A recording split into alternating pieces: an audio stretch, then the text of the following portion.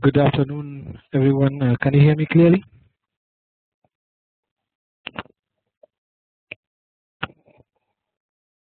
Yes, from my side, I can hear you. Okay, good, excellent.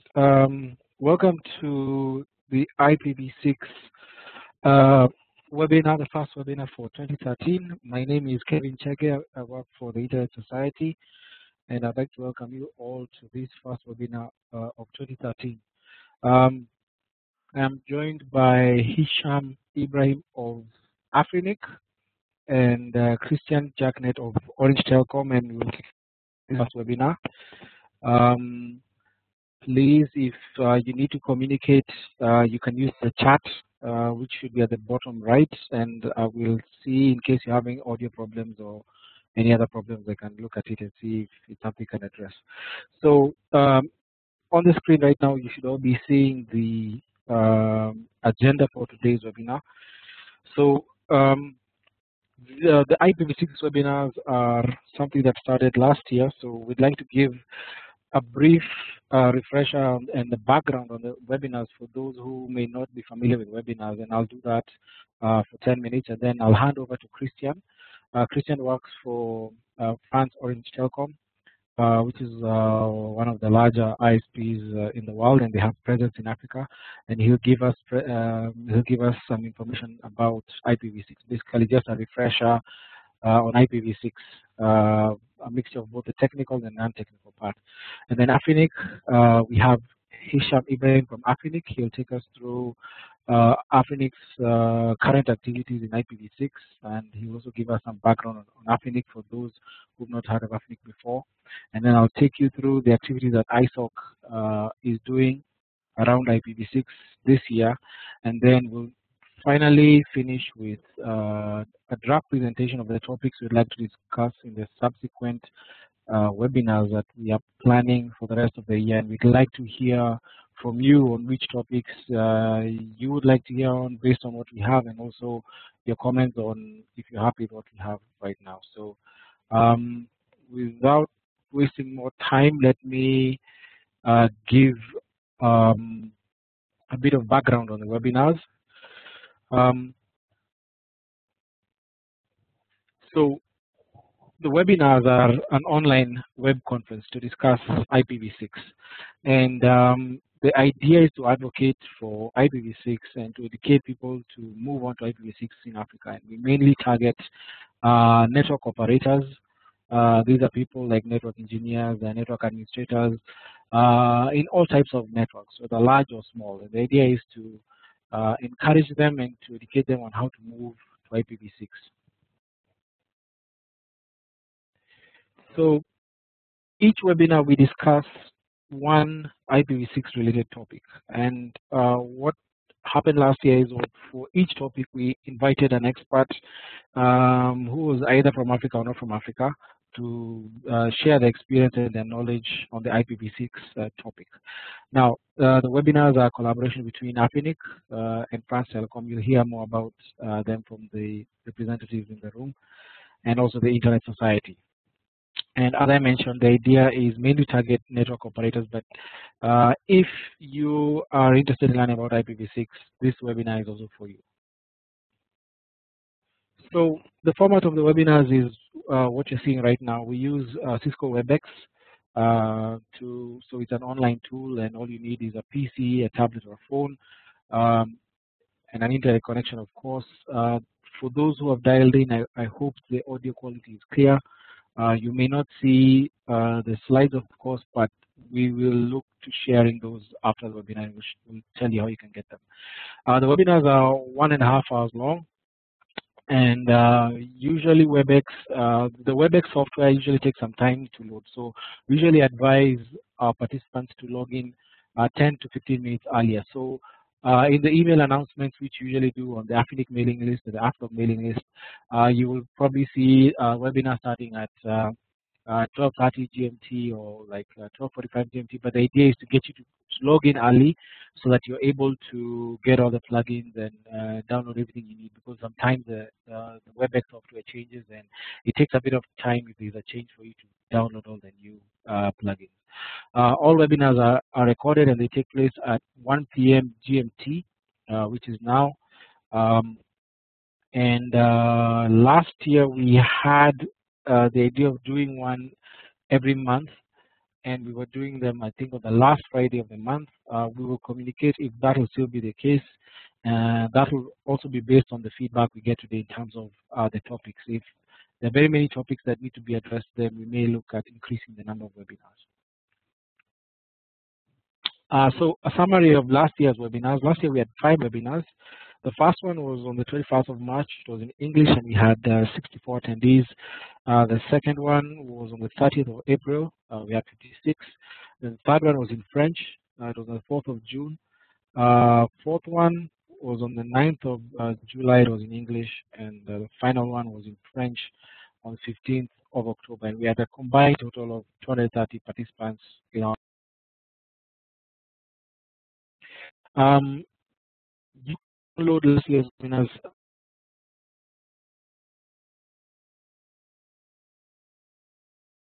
but I will share them on the subsequent email after not made this. So I hope you are on the after mailing list.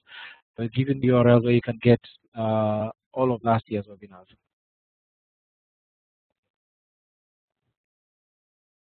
So this year we want to continue with the webinars, and last year it was more of ourselves being AFRINIC, Orange, and ISOC determining the topics that will be discussed in the webinars. But this year we'd like to involve our audience and our participants to let us know what they'd like to learn from the webinars, which topics they feel are of great importance, and we will get experts in those fields to come and talk about the popular topics that are going to be suggested today. So please hold on until the end of the webinar. That's when we will present the draft, and then you can contribute on the topics we're going to discuss for the rest of the year.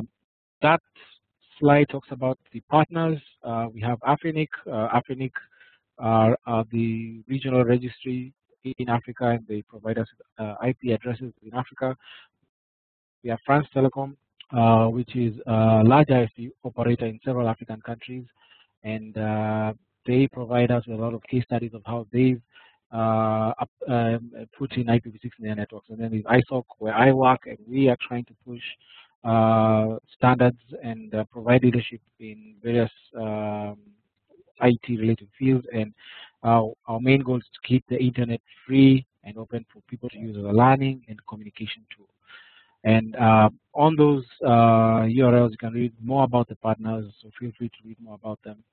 And with that, I will finish the background for the webinar. So what we'll do, we'll take questions at the very end of the presentation. So I will now, if you look at the agenda, I will now hand over to Christian to talk about IPv6, why IPv6 is important, and also just give us a refresher on IPv6. So Christian, are you in?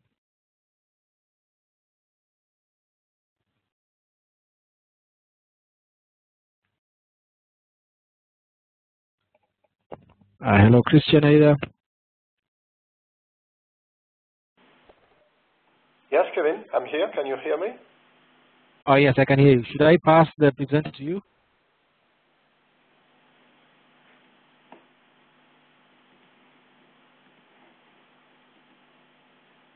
Yes, Christian, I can hear you. Shall I pass the presenter ball to you? Let me pass it to you. Yes, please.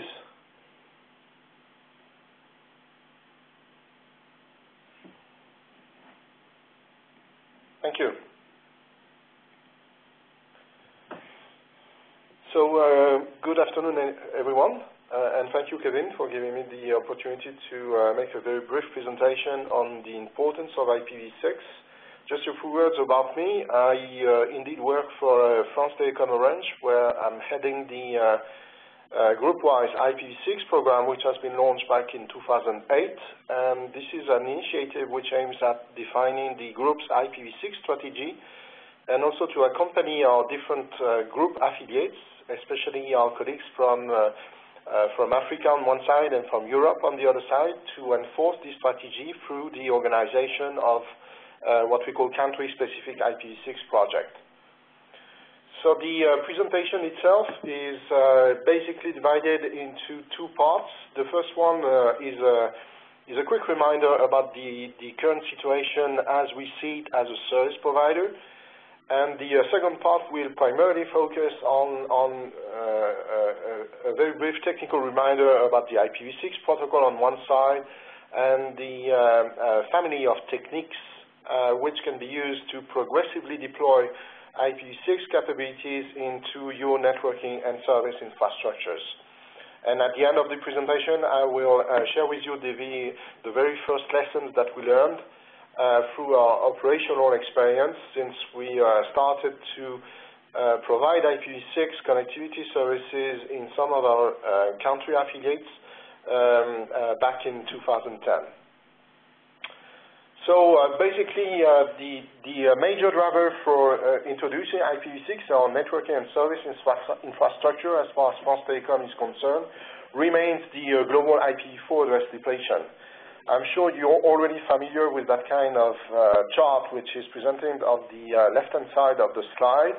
And the latest information that I got from different sources is that as far as the AFRINIC is concerned, the current IPv4 address pool depletion estimate is July 2020.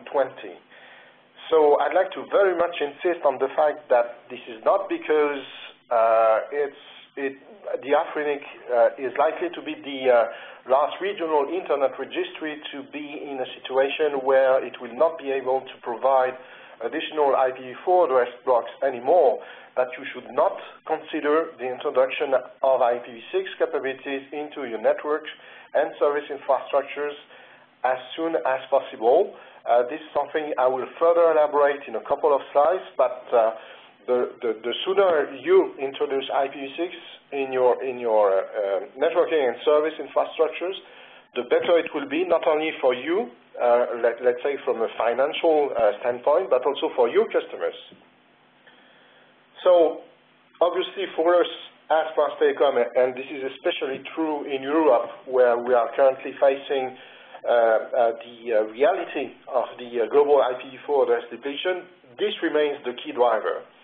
And this has basically two major collateral damages. The first one is the likely degradation of our customers' quality of experience as we use more and more network address translation designs. As you probably know, the NAT capability was defined some years ago to basically rationalize the usage of global IPv4 addresses. But the NAT capabilities also introduce many operational issues, which have been, by the way, further documented in RFC 6269. And for example, it's really hard to guarantee or to provide hard guarantees about the quality of a voice over IP communication, which would rely upon typical SIP signaling, because the solicitation of some devices into the network which provide and which are responsible for the establishment of the voice over IP communication will have performances that will be highly degraded by the introduction of network address translators. So the first consequence of the global IPv4 depletion remains the dramatic degradation of our customers' quality of experience. And the second consequence is obviously the inability for us as a service provider, and this is something which will become a reality in a couple of years or so, at least in France, but also in Poland, for example. We will not be able to welcome new customers anymore because we don't have any global IPv4 address left so as to connect these customers to our network. And interestingly enough, in some countries, especially the largest group affiliates, this is also a situation of global IPv4 address depletion that we can also apply, if you will, in very specific environments such as the mobile environments, where typically we are used to assign a private IPv4 address to our mobile customers. But in France, for example, we are also running out of the private IPv4 address range, which is by definition limited to something like 17 million of private IPv4 addresses compared to the 26 million of mobile customers that we have in France. So this remains the key driver, but again, this is not necessarily the major driver that you should consider in Africa, especially given the latest estimates as far as the global IPv4 address depletion as experienced by the AFRINIC Regional Internet Registry is concerned.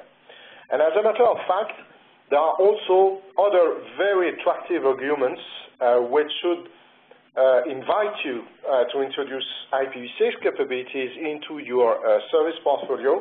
And these arguments are those that are currently displayed on the slide, and this is typically the kind of arguments that I have worked with my different African colleagues, not only the technical teams, but also the marketing teams.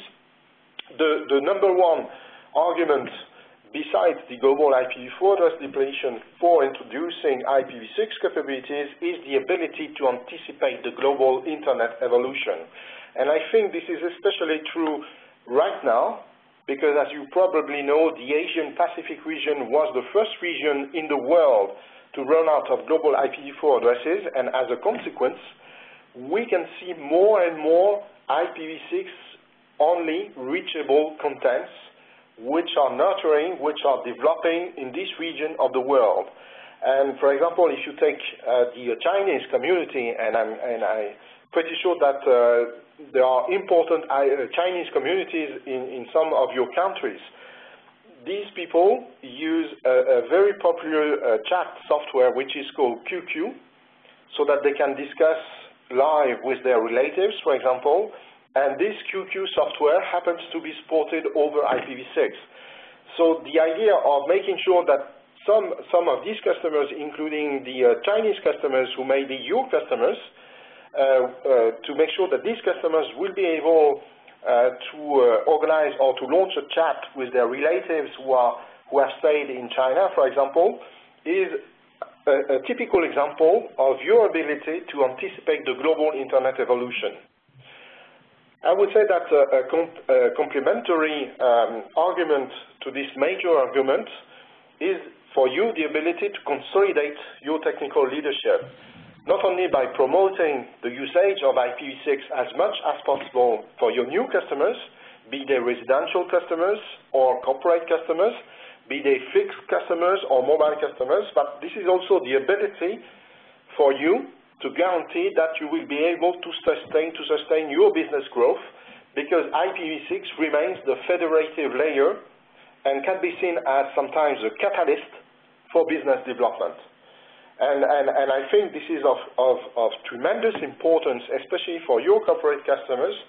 If you have among your corporate customers very large companies, which happen to be multinational companies, worldwide companies, for example, banks or oil companies, these companies are currently looking for service providers to accompany them in defining their own IPv6 migration strategy. The number one reason is because their worldwide status mandates they will have the ability to communicate with any region of the world, and especially the Asian Pacific region, and this already assumes that they can talk IPv6. So this is really an opportunity for you to consolidate your technical leadership. And obviously, as a consequence, this is the third bullet of this slide, you will have the ability to become a major IPv6 reference, which means that your customers will be attracted by your services simply because you have the ability to provide IPv6 connectivity services.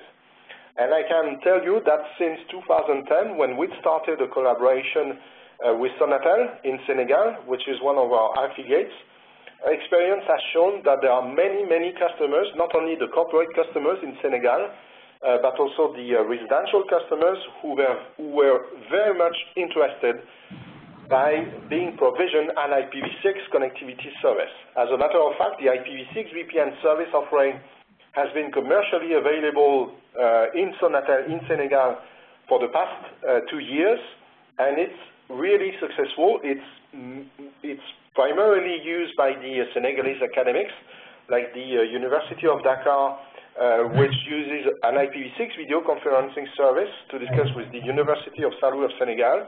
But there are many other customers who were really attracted by the ability of Sonatel to provide IPv6 connectivity services.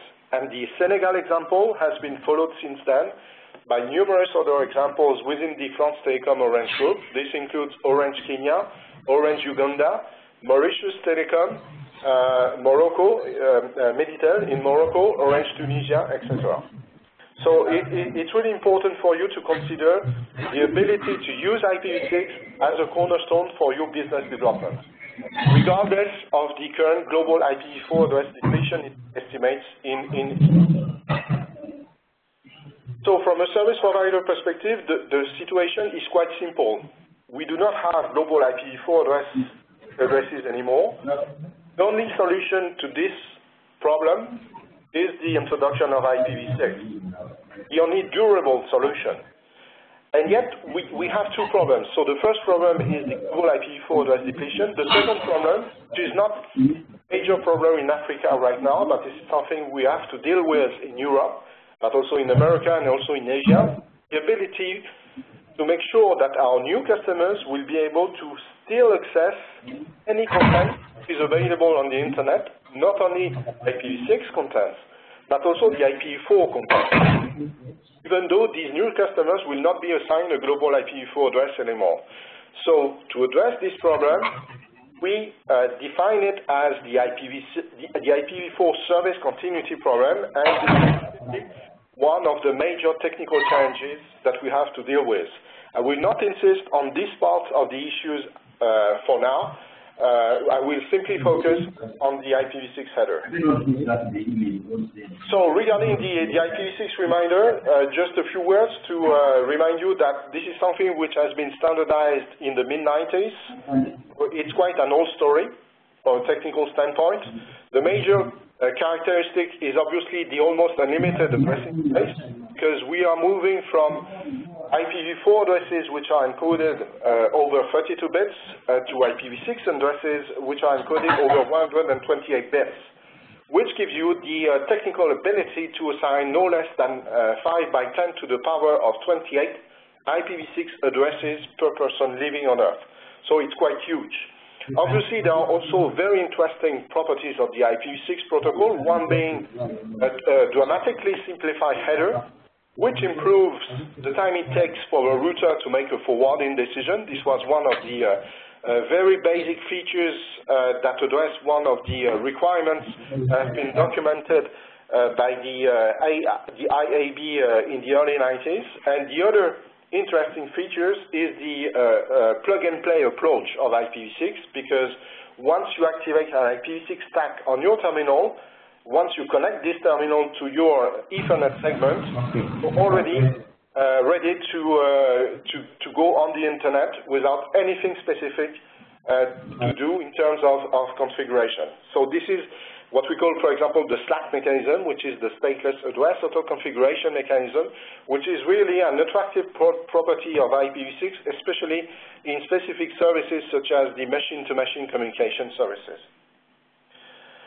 So now, how do we introduce IPv6 in our networking and service infrastructures? Well, basically, you've got two major options. One being using tunnels. This means that you will be able to establish IPv6 communications over IPv4 infrastructures. There are many protocols which support that technique, one being, for example, the 624. You could use the ISOTAP, which is the intra-site automatic tunneling addressing protocol that has been specified by Microsoft. You could use Teredo. You could use 6RD for rapid deployment, which is a different flavor of the 624. There are several tunneling protocols which allow you to establish IPv6 communications over an IPv4 infrastructure. The major drawback of this technique is that is really because of the tunneling system itself, because as you probably know, encapsulation methods are likely to degrade the overall performances of the services you provide, let alone the scalability issues that may raise when comes the time to maintain several thousands, if not several millions of tunnels by a single device. The other approach is the dual stack. This is probably the most straightforward approach, in which you will activate either an IPv4 stack or an IPv6 stack, depending on the nature of the contents you want to access. And then hosts will talk IPv4 or IPv6 indifferently, depending on, again, the nature of the contents they want to access. Another side comment I wanted to make on this slide is that there will be also a situation where you will have, well, IPv6 will become the rule and not the exception. From that standpoint, you will have to deal with IPv6 terminals which would like to access the IPv4 internet, or at least the remaining IPv4 islands of the internet. So to do so, because there is a backward incompatibility between the IPv6 and the IPv4 protocol, you will use a specific technique which will allow you to convert your IPv6 generated HTTP request into an IPv4 HTTP request, so that you can access the IPv4 content somewhere in the internet. This is something I will not insist on. We may probably dedicate a specific session to further investigate the issues raised by that kind of situation. But this is not something which is the most urgent problem right now. The most urgent problem is to make sure you will be able to guarantee your new customers that they will be able to access any contents which is available on the internet, thanks to the introduction of IPv6.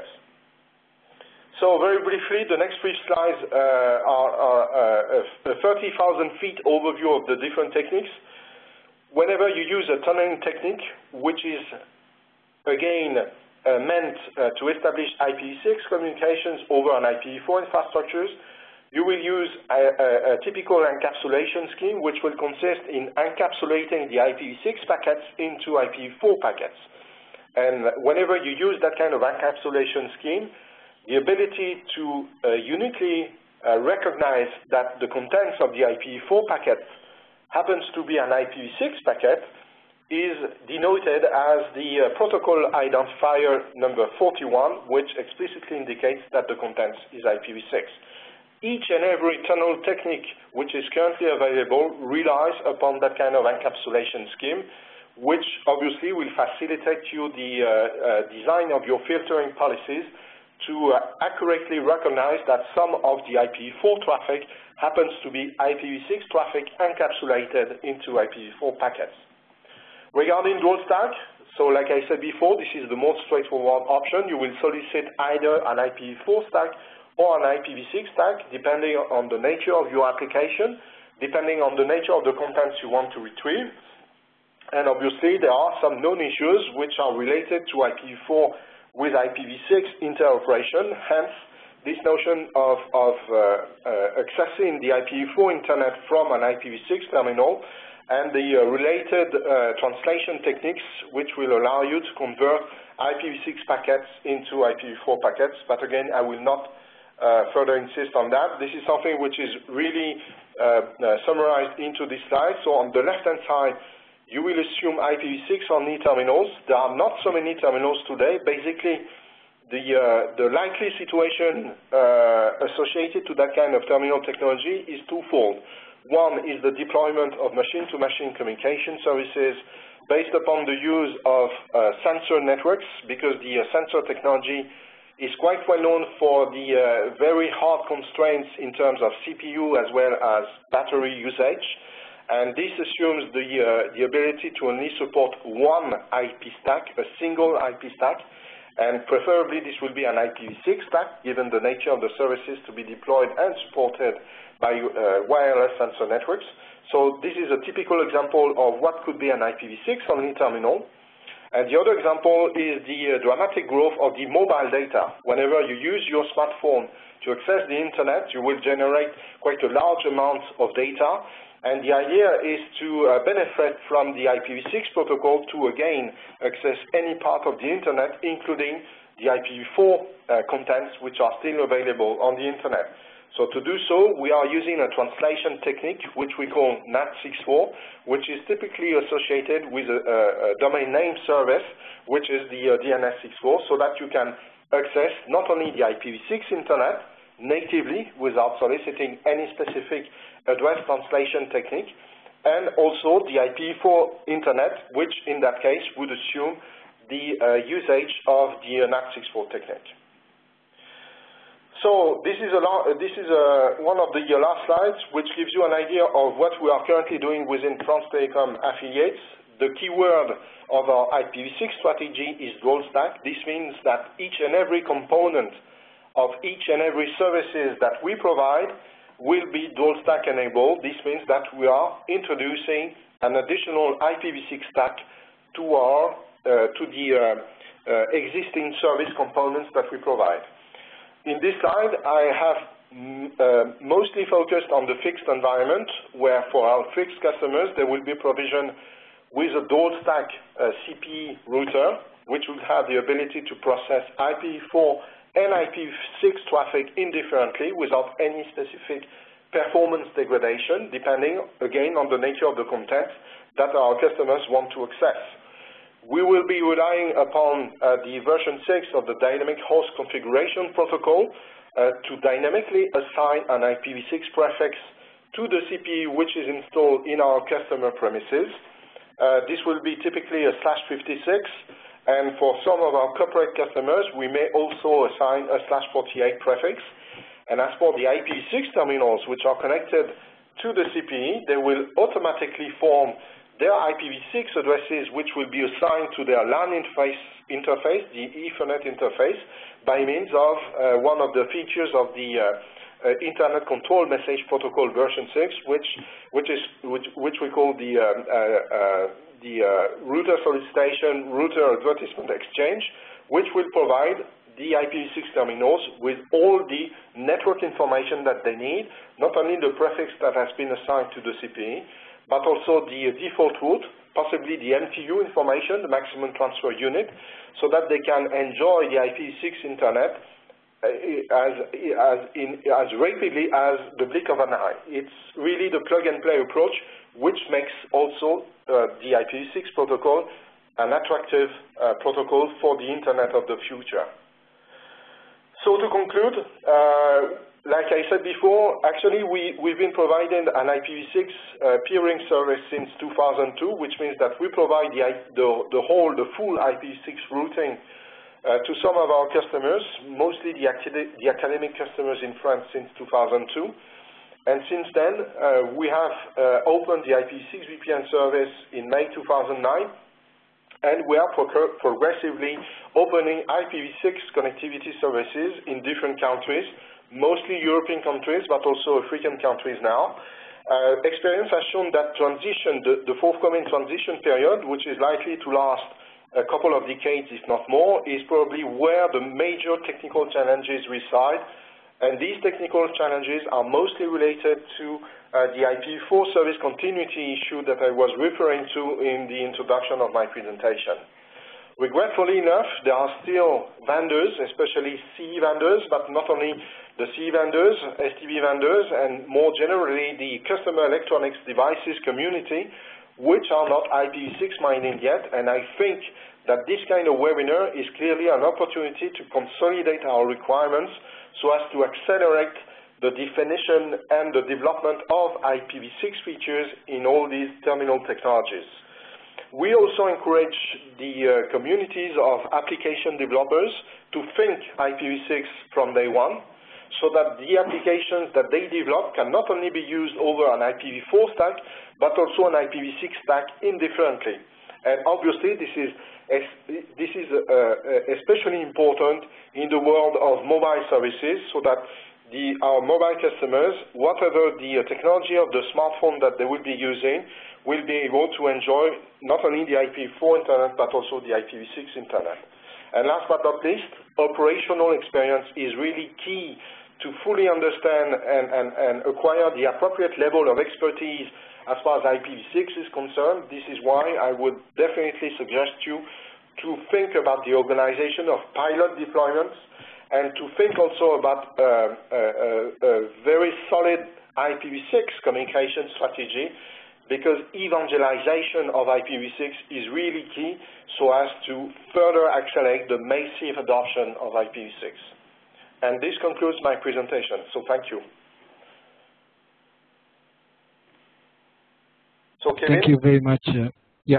Yeah, thanks, Christian. Thank you very much, Christian. Could you pass it to Hisham? I believe Hisham is in the room. Yes, I am. Can you hear me? Yes, Hisham. Okay, perfect.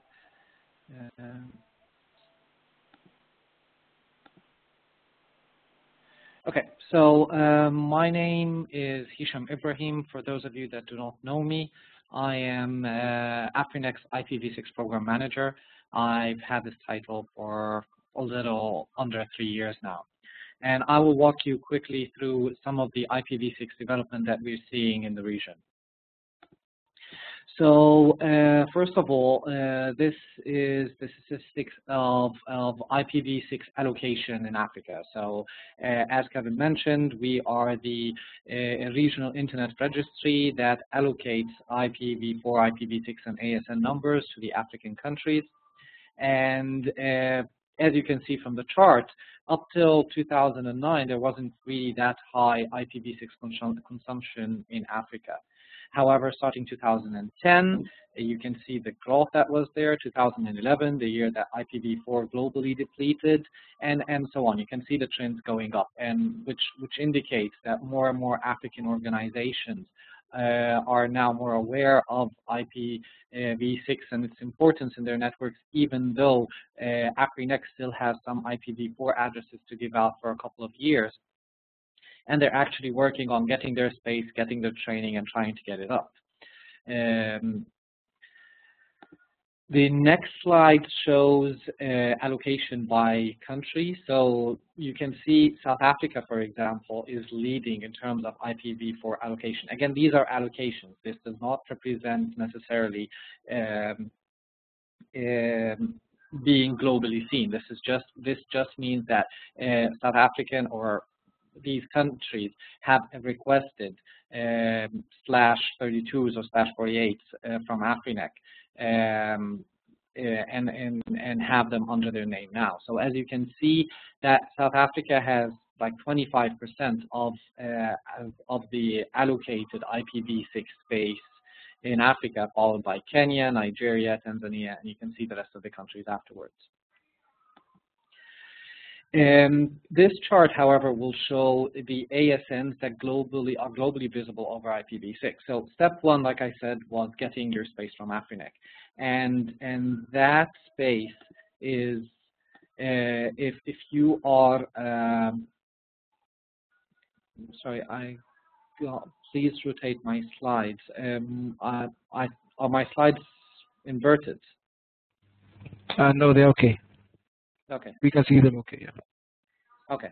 So the easiest and first step, especially if you're an AFRINIC member, which I'm guessing most of you are as ISPs and operators in Africa, getting your IPv6 allocation is not a problem, because if you're a member, you can get your IPv6, just request it with no additional fees, and you have your space.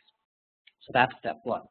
Step two would be actually deploying it on your network, putting it on your core, and being globally visible. So this chart actually shows global visibility, African ASNs that announce IPv6. And as you can see, that also from 2010 to the slope of the curve started going upwards, increasing. And at the time of this presentation, there are almost 16% of the visible African ASNs that are now visible over IPv6. Sorry, 14%, 14.5% of African ASNs, as compared to the global 16% that I just mentioned. So that means that African operators and African networks are aware of this issue, they're deploying it. I think the region with the highest deployment rate and visibility would be AFRINIC, like Christian mentioned earlier, because they are the first RIR that hit IPv4 depletion.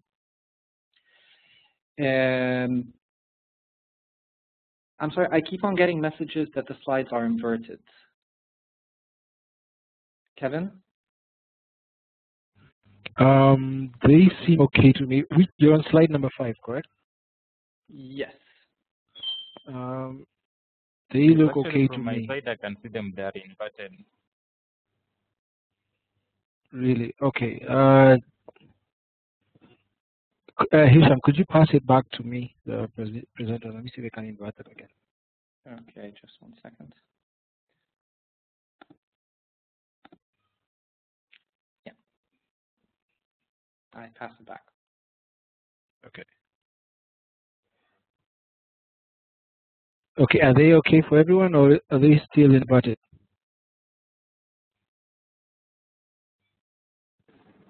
They're okay now.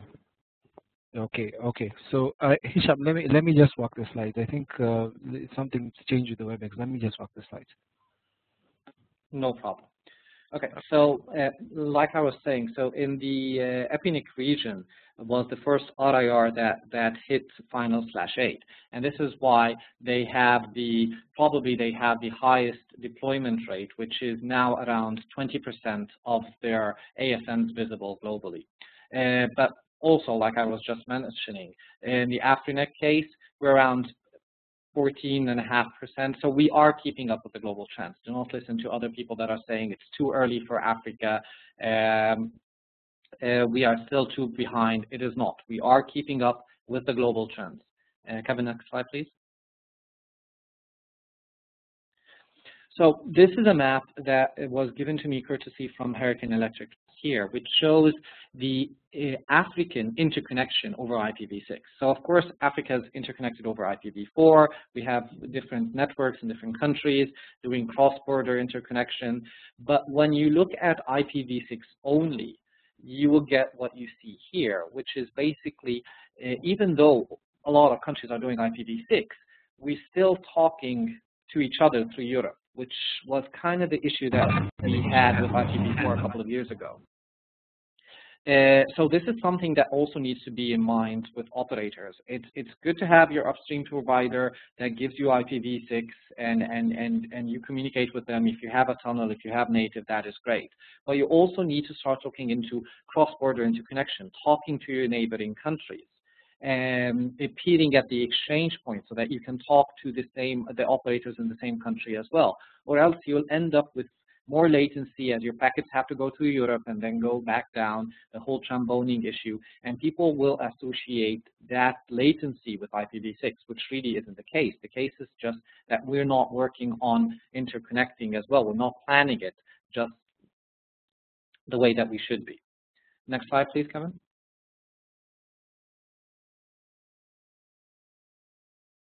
So yeah, so the next couple of slides I'll be talking about what AFRINIC is doing in terms of IPv6 outreach. So the first thing I can talk about is training. So AFRINIC, its training program is certified gold by the IPv6 Forum. We do our trainings in Arabic, English, and French, which are the three most popular and common languages in Africa. The regular tracks that you would normally get are Internet Number Resource Management, where they train on how to request your space from AFRINIC, how to properly calculate how much space you need, how to use My AFRINIC and the Whois database and all that stuff. There's the IPv6 technical training, where they train technical engineers on everything they need to know in terms of starting from what an IPv6 address is, all the way to configuring BGP and OSPF. IPv6 for managers or for decision makers, that is a non-technical track that is designed based on demands also from the region that kept on saying that the C-level policy makers are not aware of the issues while the technical community is. So we designed this track for non-technical decision makers, whether they're CEOs, whether they're CFOs, whether they're government regulator, just to let them know how the internet actually works, why there's a need to move to IPv6, and hear from them as well. The last point was the mini IGFs. We do mini IGFs based on request as well. So we go to a country, we bring all the different stakeholders and players in the country, and we discuss several issues regarding how to properly run the internet on a country level. For more information, you can go to learn.afrinic.net and you'll find more about these courses as well. Next slide, please, Kevin. So for 2013, this is the list of countries that, so there was a call for hosts, I think a couple of months ago, and these are the countries that were selected from the countries that applied. So if you see your country in this list, then we're coming to you this year. There's a plan for that. So try to put that on your agenda to attend, or at least have your technical staff go attend these trainings as well. I think this week, I think today actually is the first day of the IPv6 technical training that we're doing in Tunisia. So the one before last on that list. It's a 1-week training, and it's going to end with a mini IGF summit as well. We're doing it back-to-back with ICANN that is doing DNS Tech trainings. So we try to build as much capacity and as much and pump the trainings that we do with as much knowledge as we can. So yeah, they're definitely worth attending. The last one on that list is Zambia, AFRINIC AFRINIC 18th meeting. Next slide, please, Kevin.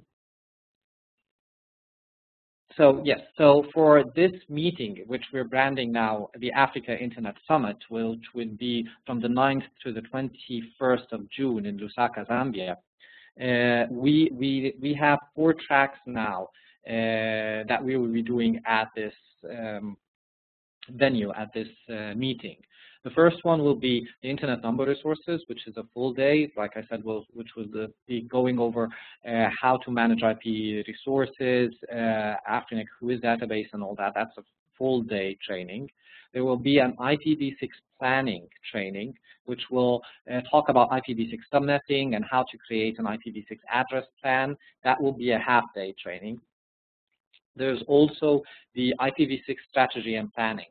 This is what I was referring to as IPv6 for managers, which will discuss on an executive level what needs to be done on an organizational base, on a country base, to actually get IPv6 up and running in that organization or country.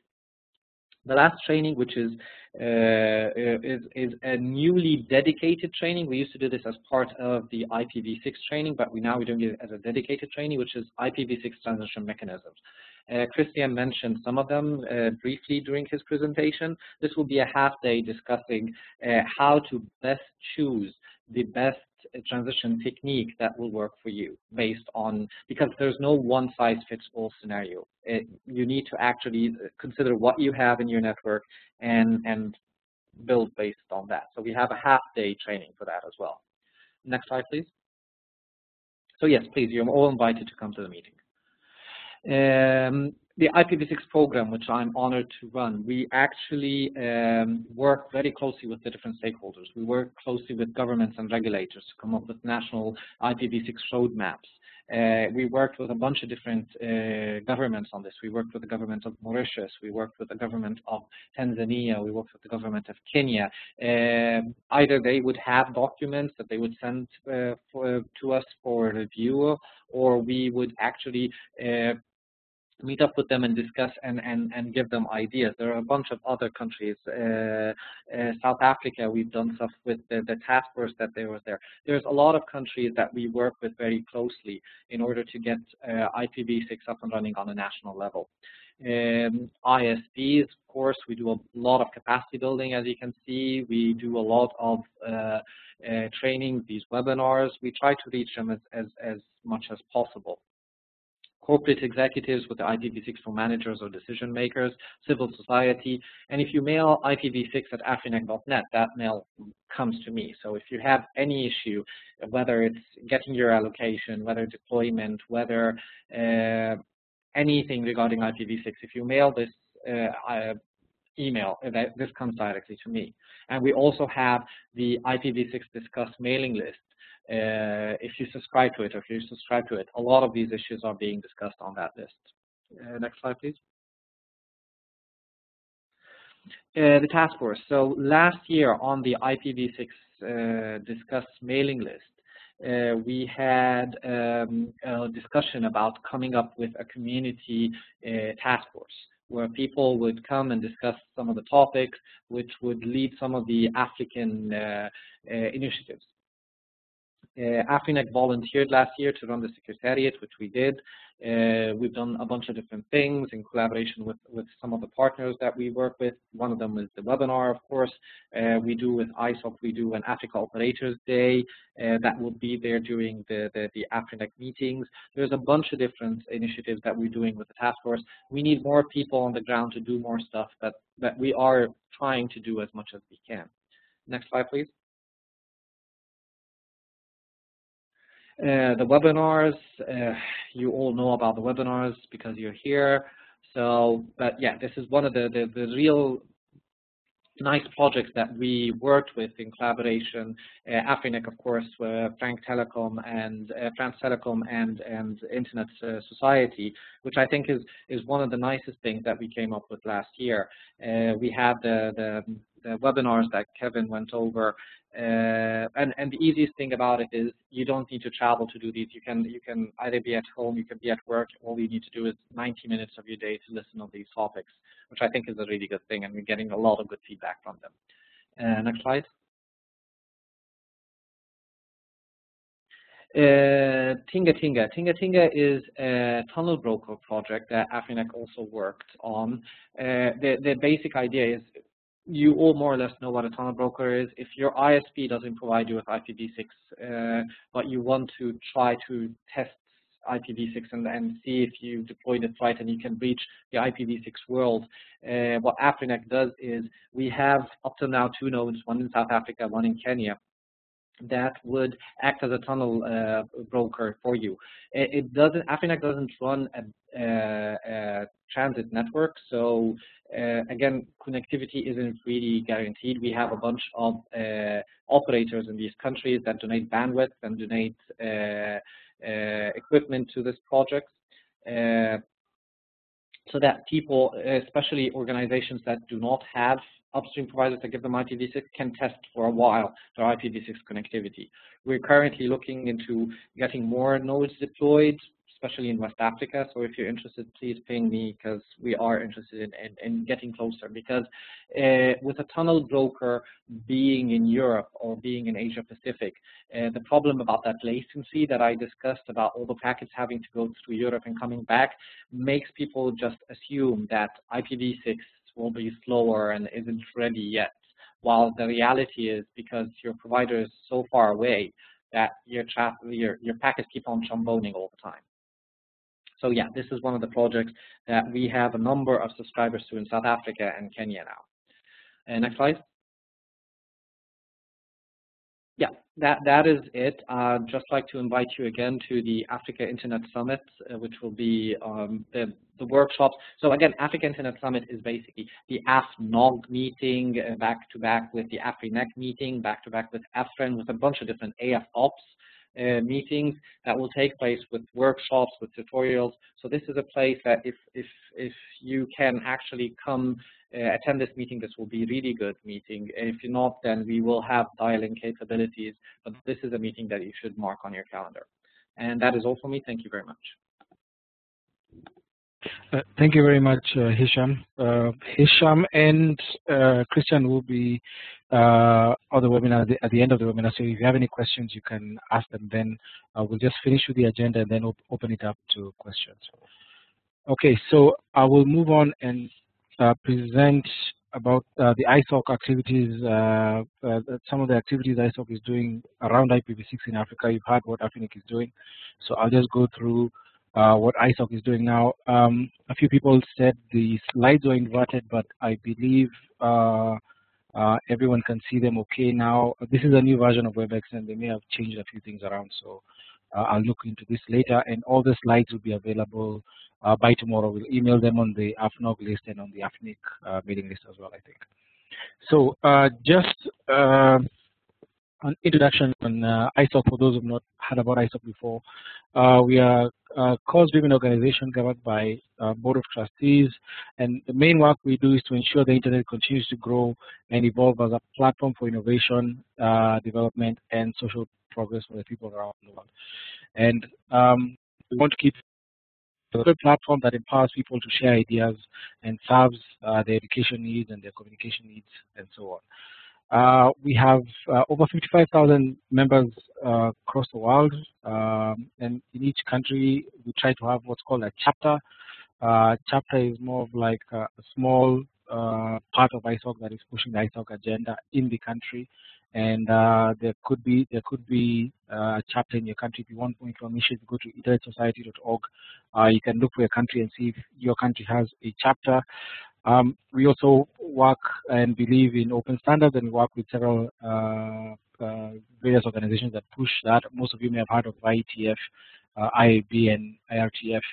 And you and your organizations also become an ISOC member. So please go to the URL there, and you can see more about the Internet Society. So I'll just quickly go through some of the activities we carry out around IPv6. You've just heard of the African Internet Summit, which was formerly known as AFNOG. We sponsor the AFNOG workshop. So the AFNOG workshop is basically more like a training workshop and a meeting for various technical people across Africa that is held in a different country every year. And this has been since the year 2000. And one of the trainings offered there is around IPv6, and our sponsorship goes towards providing fellowships to participants. And this is one per year. This year it will be in Zambia, Lusaka. Last year it was in Gambia, and the year before it was in Tanzania. So those of you who've heard of AFNOG or are on the AFNOG mailing list should know a lot about AFNOG as well. So we also do the AFOPS, which Hisham has mentioned, stands for Africa Operators Day, which focuses on deployment of IPv6 and interconnection of network operators. We organize this with AFRINIC. They're usually 2 per year. One is during the AFNOG meeting, usually training tracks are done, and the other one coincides with an AFRINIC meeting as well. And then we have the webinars, which is what you're attending right now. We're organizing this with AFRINIC and France Telecom. And then as ISOC, we participate in several trainings in Africa, which depends on the organization and the dates. We don't really have a training schedule ourselves. We usually work with a partner on getting these trainings done.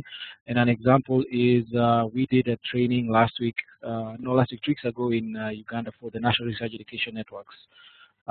This was a partnership with the NSRC, the Network Startup Resource Center.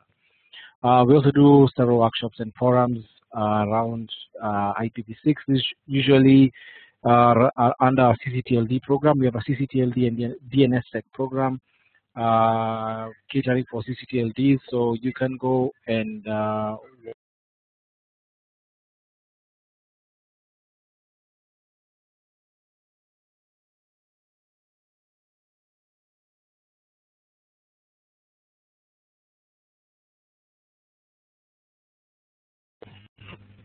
sorry, I lost sound a bit. So we do various workshops and platforms, various workshops and forums. This year we'll do a DNS forum in Durban, South Africa, to coincide with ICANN 47, and also in that we'll talk about IPv6 as well. So if you need more information around the IPv6 activities that ISOC is doing, you can email me, or you can visit the ISOC.org website, or I'll ask you to kindly join the AFNOG mailing list and the AFRINIC mailing list, because that is where we push most of our information about the activities we're doing in Africa. So with that, just to show you what the agenda is, so I've just talked about the ISOC activities on IPv6. Now we will present the topics that we'd like to address in this year's webinar, and then get your feedback around which topics you want to learn more about. So the first webinar now, I will just go through the topics that we have in mind, and then we'll open it to the floor for people to give their feedback on chat and maybe also on the audio. Now, we discussed this with Hisham, Christian, as well as with Michuki. Many of you know Michuki Mwangi of ISOC as well. And we were sort of 50-50 split on whether we should cover the IPv6 basics again, because we felt, many of you may already have attended the webinars and may find this sort of repetitive. But also, we also understand that many of you may be new to the IPv6 field and you're interested in knowing exactly what IPv6 is about and how you can get IPv6 going in your network. So we thought, or the idea of this draft is, of course, to get your feedback. One webinar we could start with is IPv6 basics, and this is just to cover and make sure everyone is on the same level playing ground, they know what's going on, and we'll sort of cover what Christian talked about earlier, where he talked about the difference between IPv6 and IPv4, how you can get the two of them to work together, then also the business needs of why you need to move to IPv6. Subnetting, again, this is now technical. The webinars address, some of them are really technical, some of them are open. We see this as being open to both technical and non-technical. So when you see subnetting now, this is real technical, where you've been given a /32 or /48 by AFRINIC. How do you split it up? What's the mathematics around it, and so on. And finally, information about where you can get training, documentation, how you can get maybe an online lab where you can try IPv6 skills, and so on. So this was one of the topics we thought would be for the webinars. Now, another thing you should mention is we're looking at the webinars as being sequential, so one after the other, each building on the next. So the first one will be a foundation to sort of make sure everyone is on a level playing ground. Now, the second one we call IPv6 in the real world. This will mainly be case studies of people who have deployed IPv6. We want to see the statistics of IPv6 usage in Africa. We want to know how these people got IPv6 going, how long it took them, and how they're maintaining the IPv6 network, how they went around procurement. Did they need to buy new hardware? How do you know which hardware to buy, and so on. And then one key thing here is IPv6 best practice, because it would be useful to communicate what the best practice is right now and the do's and don'ts of IPv6 in the real world.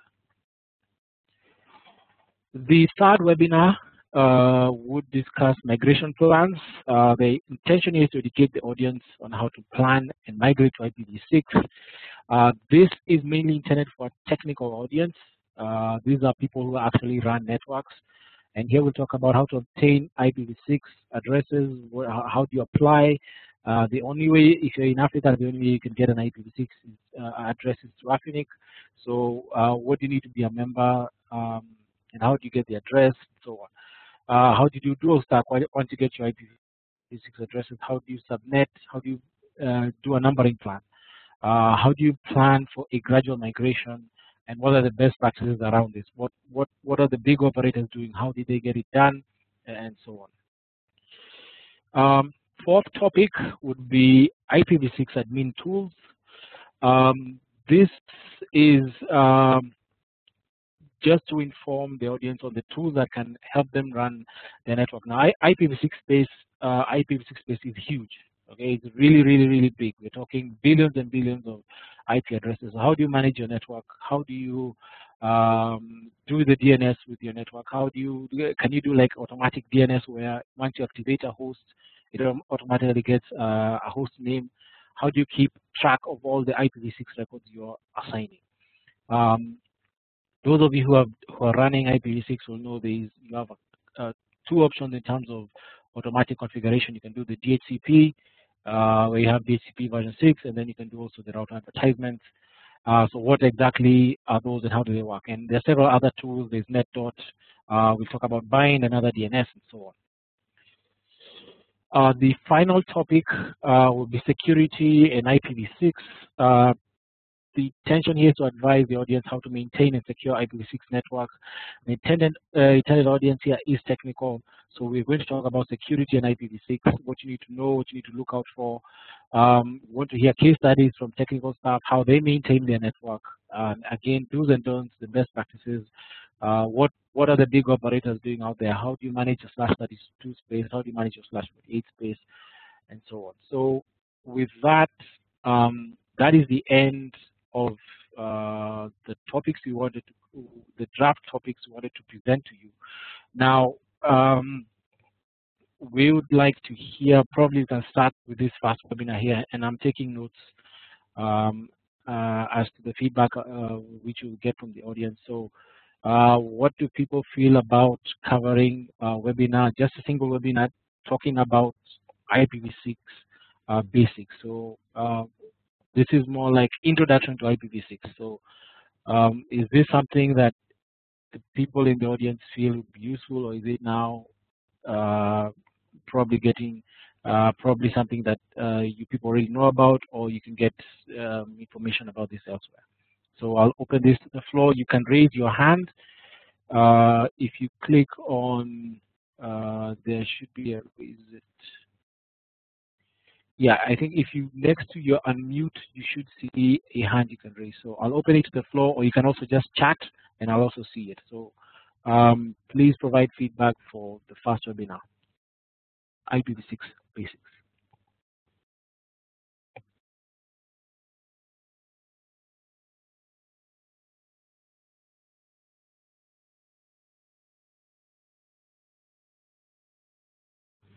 Yes, Bateta. Yeah, for me, I think it will be necessary to cover the basics, because definitely it won't be long, like maybe some 10 minutes. So it will be necessary maybe to have the basics. I might be feeling that maybe I already have some basics, but what might be included in the presentation might help me to conceptualize the next topic. Okay, so just to clarify, this each webinar is we're looking at least 1 hour, 30 minutes. But what you're saying is probably a shorter version of this in the webinar. Did I get you right? Yeah. Okay. Thank you. Let me make a note of that. Let me see if there's any more comments, any questions. Okay, so there's a hand raised from Stein. So Batata, kindly mute. Okay, Stein, I hope I pronounced it correctly. Please, please speak. Hello? Yes, we can hear you. I had a few questions on the rolling out of the IP version 6. Because going by this presentation, I think we could start this one by 2012, which is last year. And looking at the outreach program, and 2012, we seem to be behind. How do we catch up on time so that we do not lose more time?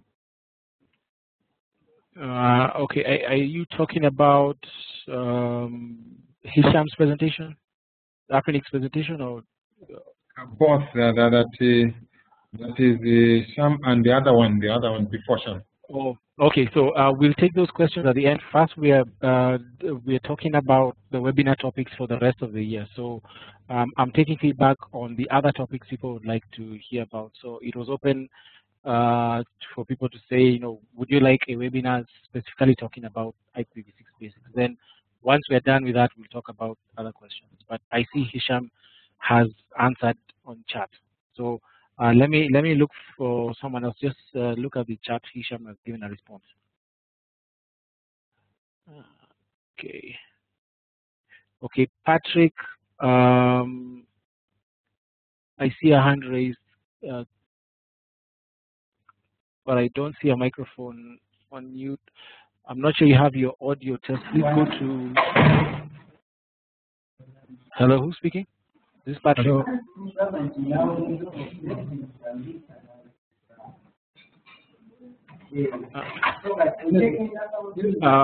Okay, is this who's speaking? Is this Matiko? Yeah, Matiko. Hello. Okay, Matiko, go ahead. Yeah, is it possible to have like maybe a technical session for like an hour, so we can maybe have some few course and especially to do with tunneling? Technical session on tunneling. Yeah, and tunneling, and maybe a few sessions which are very easy, like for this time do not minimize enough. Just a few hands-on such that most of us can have a free those who have not been studying specified. Okay, so this would be under IPv6 basics. You want to hear about? Yes. Yeah. Okay. Yeah. Okay, good. Yeah, that's possible. Thanks. So I've made a note of that. So thank you. Could you kindly mute? Then I can take from someone else. Let's see. So I'll take one more and then move to the next one. So Livingstone, Nwanko. Yeah. Yeah. Kevin, good day. Yes. Good day. Thanks for your presentation. Yep. Even though I joined late. Yep. Okay, I wanted to know if there's any operator or there's anybody who is currently running IPv6 in Africa.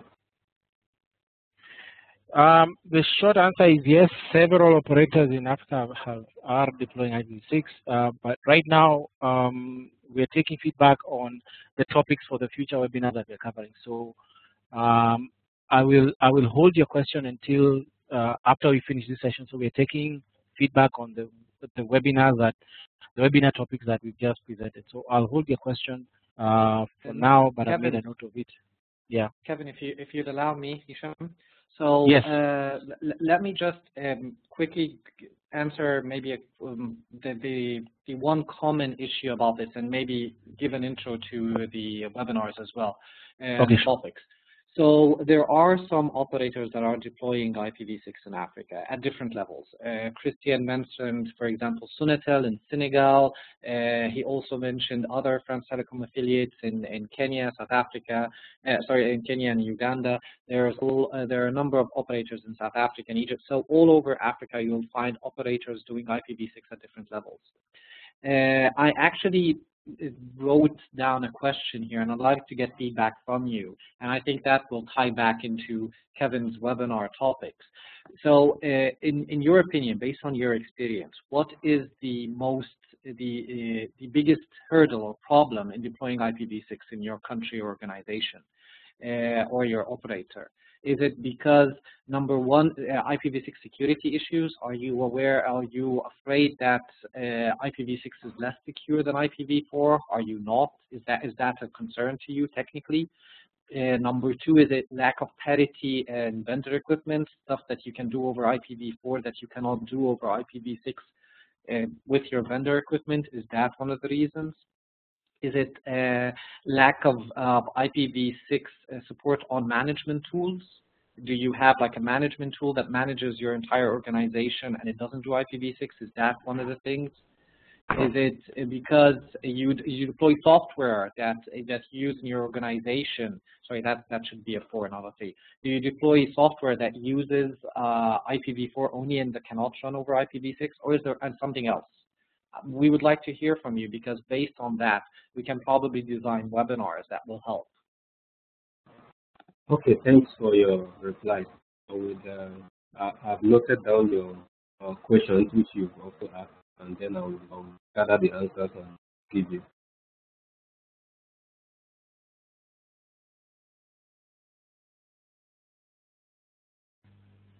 Okay, thanks, Hisham. So Hisham has put some questions on the chat. So if you can just put your answers on the chat, we can know if even more topics are needed to address what you guys want to hear about. So I think having taken the feedback on this, the first webinar draft topic that we've discussed, so it looks like when I look at the chat and what people have sent me privately is some people feel that it would be useful to have the basics covered. Some people say yes, but not probably a full 1.5 hours on it. So taking note of that, I think we can move on to the next topic we wanted to discuss, which is IPv6 in the real world. So this will mainly be case studies of people who have actually migrated to IPv6. So this will also answer the question of I can't remember which operators are rolling out IPv6. So here we will hear about network operators, ISPs who are running IPv6, small offices, universities. We'll hear from them what exactly the experience has been with IPv6 and how they did it. So is this a topic that is comfortable with everyone? That is this a webinar that we should be looking at having as one of our topics for the year?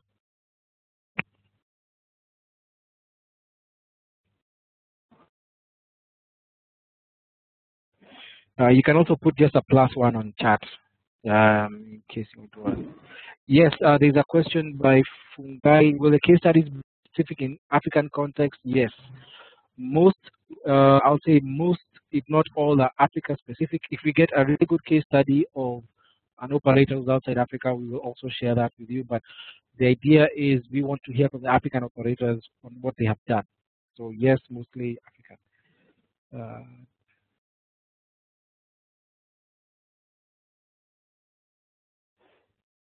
Okay, so I see +1, a couple of +1s, best practice +1. Okay, so generally this looks like people want to hear about this. So this would be case studies of people who actually deployed IPv6 in Africa and how they're doing it.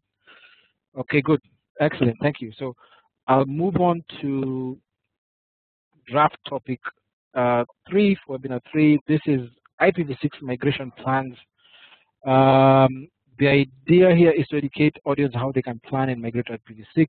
Intended topics here: how to obtain IPv6 addresses from AFRINIC. So what do you need? How do you become a member? What are the fees?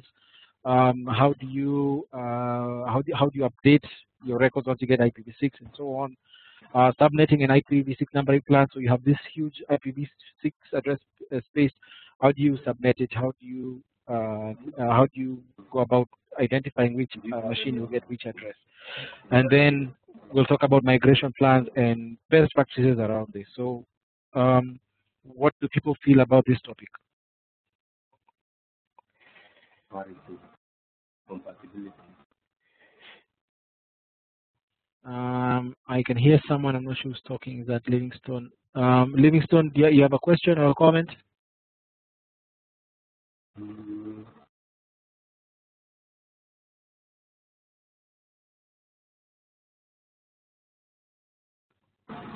Hello. Yes, Livingstone. Okay. You mean a question or comment concerning this webinar 3 IPv6 migration plan? Yes. Yes. Okay. I think it's good if AFRINIC would have a presentation on how to obtain IPv6 address and all that, just like you mentioned. Okay. Yes. Okay, so we've made a note on that. Thank you, Livingstone. Anyone else who would like to say? So I'm seeing a couple of +1s. I've just joined +1. It's important to cover that. Yes. Okay. So it looks like generally everyone would like to cover this as well. So I've made a note of that. So this is a topic that will be covered in one of the future webinars. Thank you. So we move on to draft topic 4. This is IPv6 admin tools. Intention here is to inform audience of tools that can assist them in running an IPv6 network. We have net.bind, DHCP versus router advertisements, and other tools. So is this a topic people like to hear about in a single webinar, or do you like it compressed to be shorter topics? What do people want to? What do people feel about this?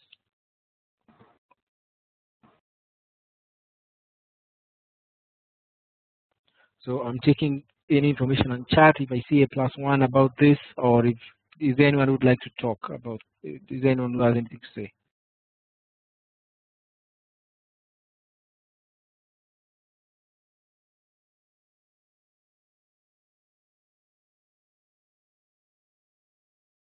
Okay, so a couple of +1s.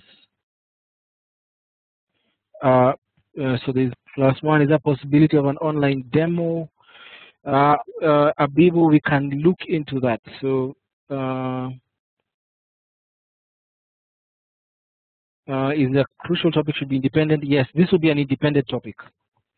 It should not be shortened to be covered. So cover it in full. Okay, yes. So yeah, so this will be a single IPv6 webinar. So 1 hour 30 minutes on the tools people can use to maintain their network. So I've listed some of the tools we had in mind, but there are several others which we can look into. We'll try and get experts in the various tools and see if they can talk about them. So online demo, there's a online demo. It's something we'll have to look at. Maybe not a live demo, maybe something that we can cover step by step. Question. So there's one question: what will be the frequency in the year? We've not yet fully determined that, Livingstone. We are trying to see that based on the feedback we're getting now. So if there's a lot of feedback and a lot of requests, we could do maybe one every 2 months or one a month, depending on the demand and what people are looking for, if they're happy with it and satisfied with what they're getting.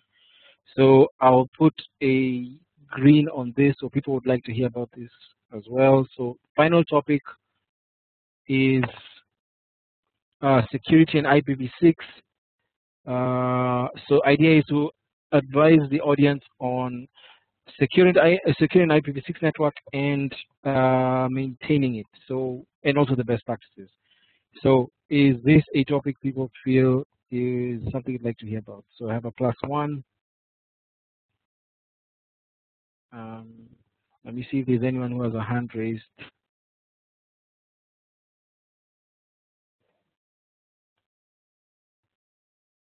+1, +1, +1. Will they invest in the sequence? Yes, the idea will be in this sequence. So one following another in sequence. So +1, +1. Okay, so everyone seems happy with this topic as well. Now I will also open it to please post on chat. Is there a topic you feel you want to hear about that we've not mentioned? So please type it on the chat as well, and I'm also taking that in. So if there's a topic you think we have not covered, please type it in the chat right now, and I'll make a note of it as well.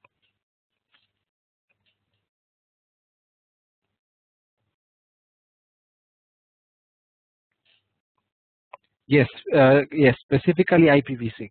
This is for the webinars. If there's an IPv6 topic you feel the topics I've mentioned have not covered. So in-depth technical look at dual stack. So we'll do that. It's in one of the topics. IPv6 in curriculum in universities and colleges. So I'll copy that. Let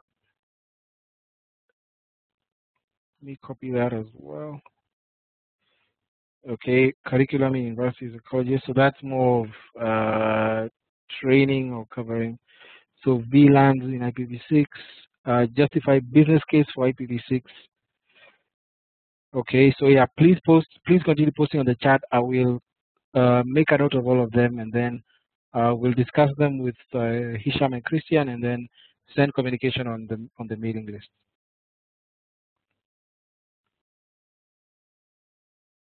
Migration steps, that has been, it's in I think in the second topic or the third topic.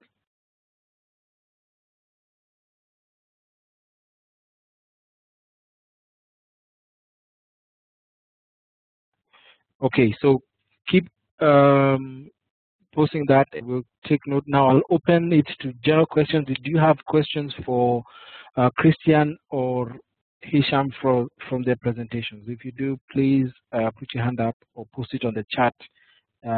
Christian and Hisham are still on, and they will answer your question.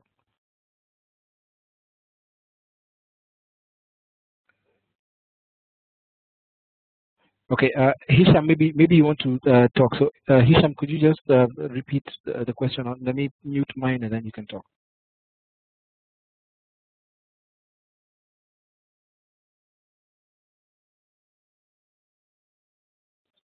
Yes, thank you, Kevin.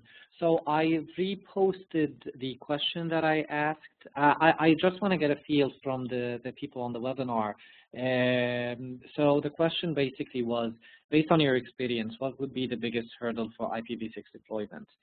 So if you can just put 1, 2, 3, or 4, or if it's 5, please indicate what it would be. That will also give us a sense of urgency and importance to talk about a certain topic? Is it the security? Is it the lack of parity between IPv4 features and IPv6, stuff that you can do with IPv4 that your equipment cannot do over IPv6? Is it management tools? Is it software support? Can you indicate 1, 2, 3, or 5? Because I think that would be a good help as well.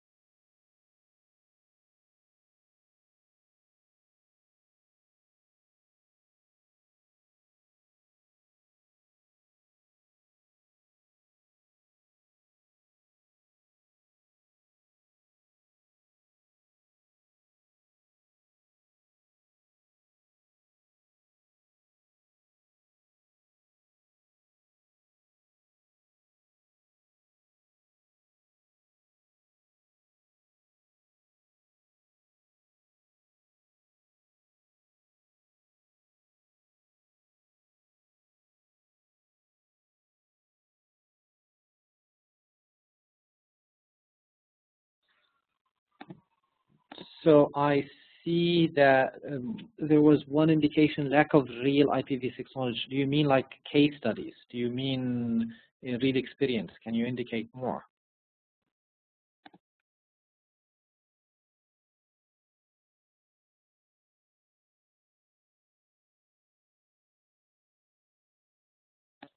Tolman?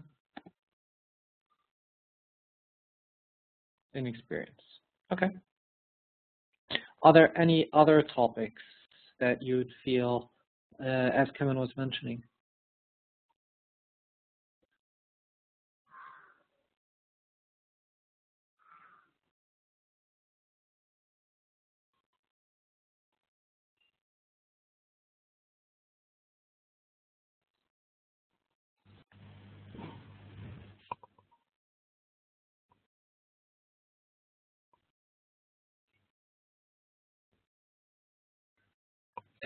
So I see a question. I think that one is addressed to me. If a country has missed out on the workshop you are going to conduct, may they attend in any of the selected countries, or you can still consider adding them to the list? Well, so you can, if there's a country nearby that you can actually apply to. So what happens is our training team opens call for registration for that country, that particular country. There was a call for that registration for the Tunisia meeting. I think that was 2 weeks ago, and so on. So they open it, I think, a week or two before they actually do the training. So if there's a country nearby that you can actually fly to and attend, you can still apply. Of course, there will be a little bit more preference for the country itself, the operations of the country itself, but there's nothing that says that you cannot fly over and attend if you make the case to the technical or the training team. So that is very much doable.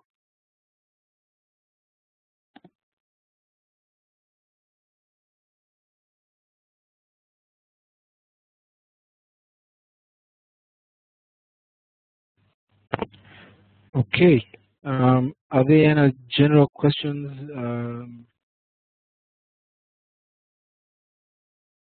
Based I have on, a question. Yes. Yeah, there was a presentation by Hisham.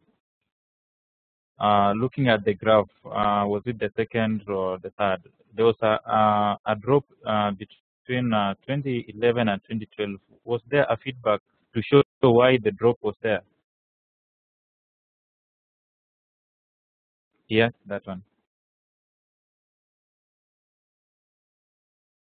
Okay, so this graph indicates the allocation rates. That means operators and networks requesting IPv6 addresses from AFRINIC. It's very apparent that in 2011 there was this big jump, because in 2011 IPv4 globally ran out. And that was an issue that was very public, that was made, everybody was aware of in the internet business, whether in Africa or globally as well. So it makes sense that year there was a huge, huge attention to the issue of IPv6 and needing to deploy IPv6 and needing to get your space and starting to deploy them. The numbers going down aren't as much as so operators already requested their space. What came after that, what comes after that, is actually deployment. And if you go to Kevin, if you can go back to, if you can go 2 slides in advance. Yeah, the one, another one. Yes, this one. So you can actually see that the ones that got their space in 2011, that actually started deploying them. So you can see the huge jump from 2011 during that period, 2011 to 2012. The operators that actually got their space started deploying them, and then afterwards the slope still going upwards, but still kind of settled down a bit because it's a natural transition thing. People that were more ready to do IPv6 did IPv6 at that time, and now we're trying to get more and more people to work with that inertia. Did I answer your question?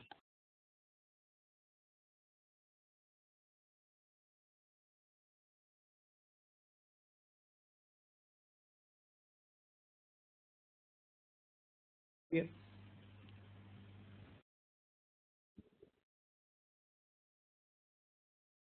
Hello? Yeah. Hello, Hisham? Yes, hello. Yes. Yeah, does this mean that if the depletion of IPv4 would have been next year, the deployment of IPv6 would have improved? If you mean global depletion of IPv4? No, for the case of Africa, if the global depletion in Africa would have been next year, would we have seen? Yeah, I'm sorry. Yeah, what I'm trying to say from your previous answer is that maybe institutions are relaxed because we still have IPv4 blocks. So if the depletion of IPv4 would have been maybe next year, there would have been more activities on IPv6 deployment. Is that right? So so there are 2 regions so far that have hit final/8, which basically indicates that they're not giving out big IPv4 addresses anymore. So the Asia Pacific region and RIPE NCC both have reached their final/8, which is the final big block, which is like 16 million addresses.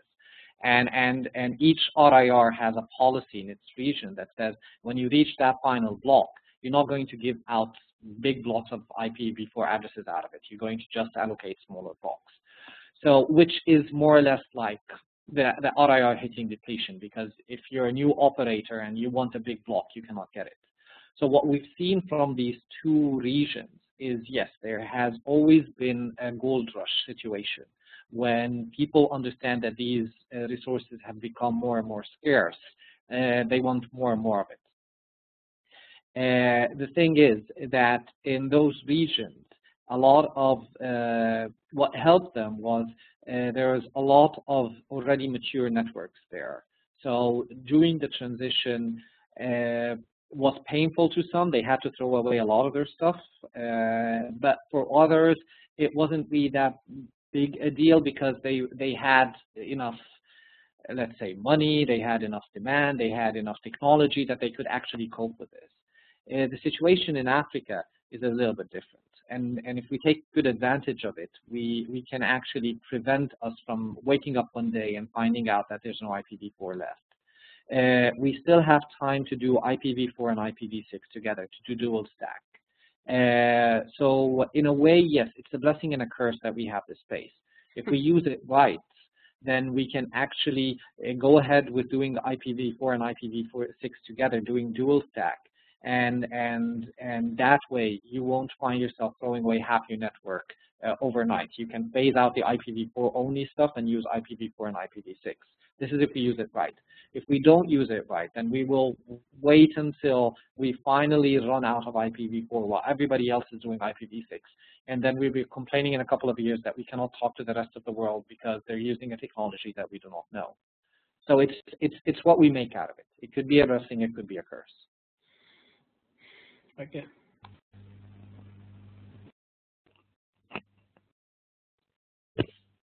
Thanks, Hisham. So that was interesting dialogue on exactly how much space is actually left for Africa, and I think this could also form some of the material for the IPv6 basics, because I think it's important for people to know why we're advocating for people to move to IPv6, even though in the African region we still have a bit of IPv6 space.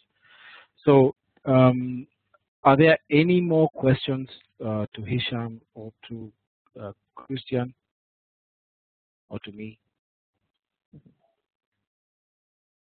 Well, so Kevin, I would actually redirect the question that I was just asked to Christian now, because Christian operates in France. That RIPE NCC ran out of IPv4 or hit final /8 last year. So he can maybe also indicate a little bit what happened in his region with that depletion to answer Abibu's question.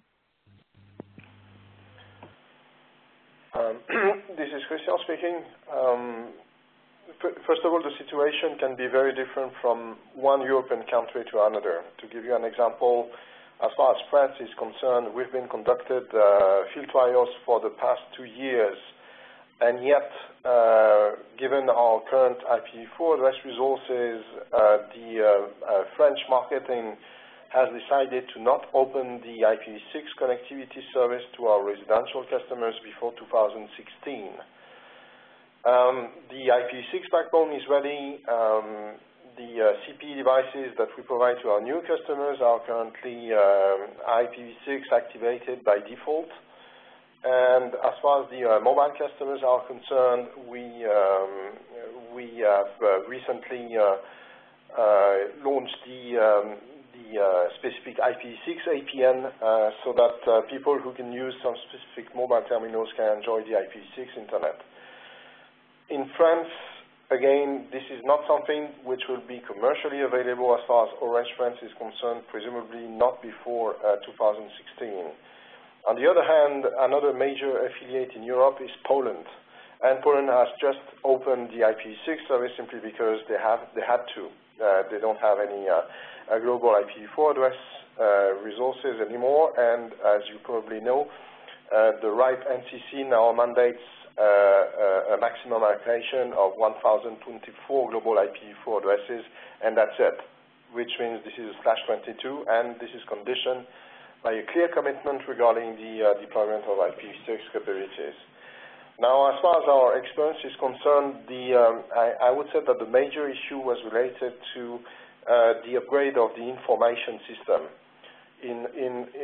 Very often in large service provider environments, the information system is something which is usually developed in-house.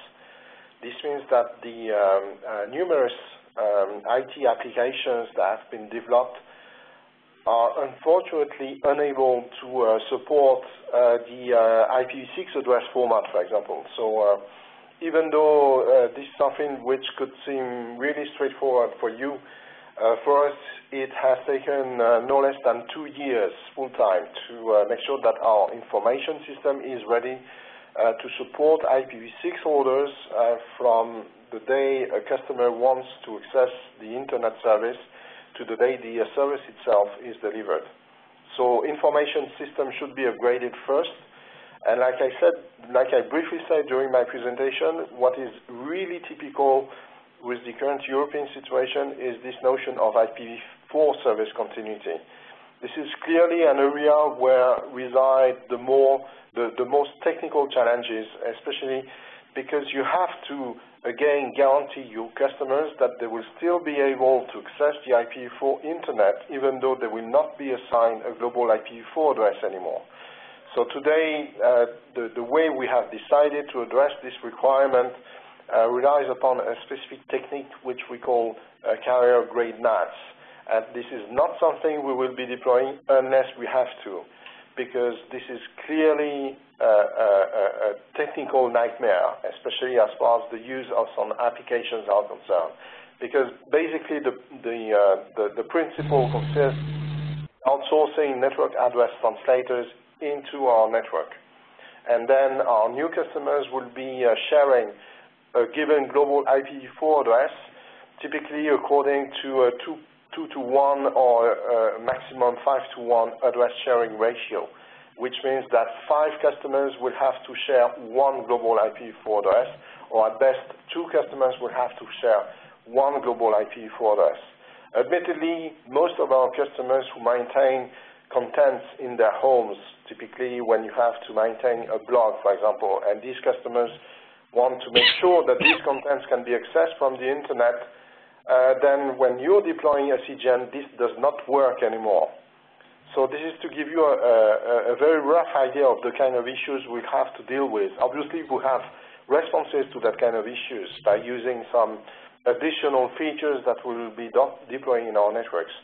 But basically, IPv4 service continuity is clearly one major technical challenge we have to face in the European region.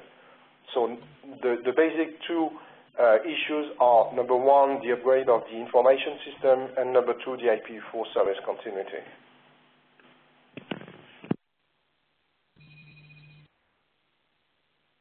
Thank you, Christian, for that information on what's going on in Europe.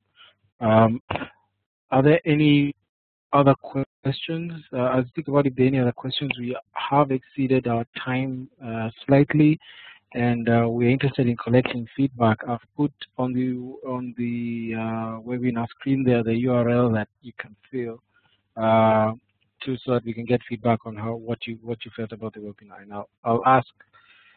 Please copy the chat board. Okay, let me copy it on the chat board.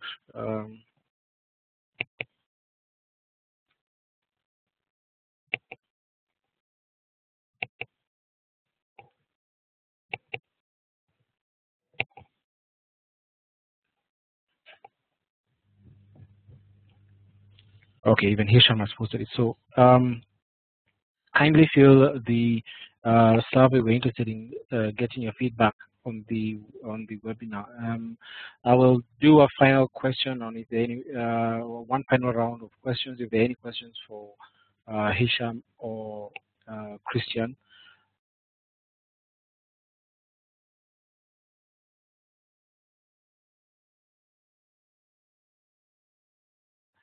Okay, so I don't see any other questions. So just updating on what's going to happen. So we'll take in the feedback we've obtained from the session today and also from the survey, and then we'll discuss internally between ISOC, AFRINIC, and France Telecom, and then communicate to you on the mailing list. This is the AFRINIC mailing list and the AFNOG mailing list on the future webinars that are coming, the topics, the frequency, and the possible dates for the future webinars. If there are no further questions, I'd like to thank all of you for attending the webinar today and providing your feedback. It's been very useful. We hope you will be joining the coming webinars, and this webinar has been recorded and the presentation will be made available by tomorrow or by Wednesday. So the entire session will be made available online, and we'll send that on the mailing list. So thank you all very much. Have a good evening, and see you all at the next webinar.